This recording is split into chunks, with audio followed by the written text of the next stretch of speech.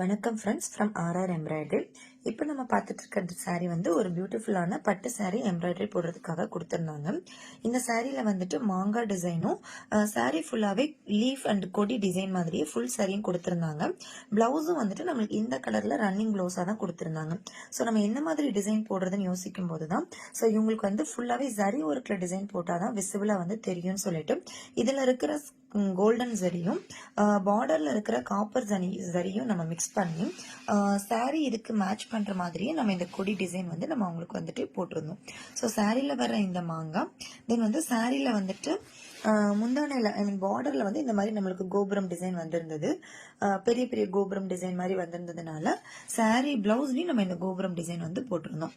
So blouse ஃபுல்லாவே ஒரு பியூட்டிஃபுல்லான ஆரி ஒர்க் லுக்ல வர இந்த கொடி டிசைன் தென் வந்து மாங்காய் டிசைன் லீஃப் இது எல்லாமே வந்து வந்திருக்கும்.